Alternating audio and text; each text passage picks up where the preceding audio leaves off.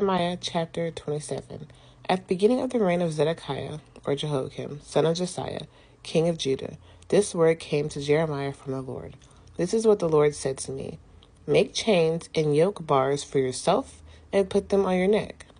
Send word to the king of Edom, the king of Moab, the king of the Ammonites, the king of Tyre, and the king of Sidon, through messengers who are coming to King Zedekiah of Judah and Jerusalem. Command them to go to their masters, saying, This is what the Lord of armies, the God of Israel, says. Tell this to your masters. By my great strength and outstretched arm, I made the earth, and the people, and the animals on the face of the earth. I give it to anyone I please. And this is to whomever is upright in my eyes. So now I have placed all these lands under the authority of my servant Nebuchadnezzar, king of Babylon. I have even given him the wild animals to serve him. All nations will serve him, his son and grandson, until the time of his own land comes, son and grandson. And then many nations are great kings, and great kings will enslave him. As for the nation or kingdom that does not serve King Nebuchadnezzar of Babylon, and does not place its neck under the yoke of the king of Babylon, that nation I will punish by sword, famine, and plague. So if they refuse to serve Nebuchadnezzar, because that's what they were told to do, if they choose to be disobedient, these three things are going to happen. This is the Lord's declaration. Until through him I have destroyed it. So you should not listen to your prophets, diviners, dreamers, and fortune tellers, or sorcerers who say to you, Don't serve the king of Babylon. Because what's going to happen? Sword, famine, and plague.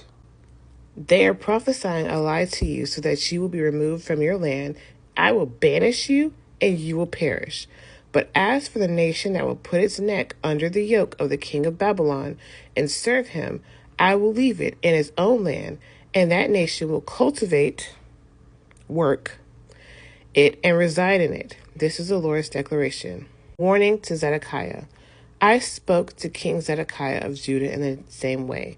Put your necks under the yoke of the king of Babylon. Serve him and his people and live.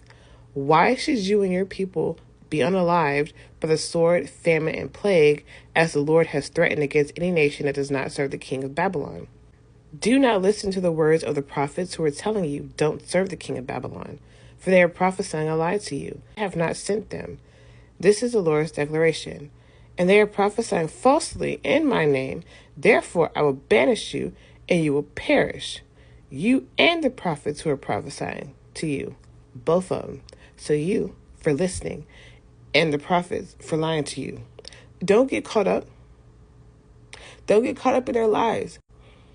Then I spoke to the priests and all these people, saying, This is what the Lord says. Do not listen to the words of your prophets. They are prophesying to you, claiming, Look, very soon, now the articles of the Lord's temple will be brought back from Babylon. They are prophesying a lie to you. Do not listen to them. Serve the king of Babylon and live. Why should this city become a ruin? And the thing is, serving Babylon is a punishment, right? So if you refuse this punishment, you're going to be punished in the worst way. Because granted, we know what happens to Babylon. We already know what happens. But if you want to live, then you need to serve him.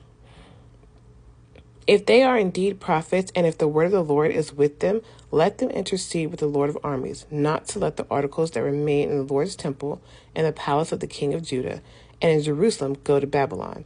For this is what the Lord of armies says about the pillars, the basin or the sea, the water carts, and the rest of the articles that still remain in the city. Those King Nebuchadnezzar of Babylon did not take when he deported Jeconiah or Jehoiakim, son of Jehoiakim, king of Judah, from Jerusalem to Babylon, along with all the nobles of Judah and Jerusalem. Yes, this is what the Lord of armies, the God of Israel, says about the articles that remain in the temple of the Lord, in the palace of the king of Judah, and in Jerusalem. They will be taken to Babylon and will remain there until I attend to them again. This is what he's saying. These articles are not coming back. They're going to stay in Babylon until he attends to them, until he says what to do with them. This is the Lord's declaration. Then I will bring them up and restore them to this place.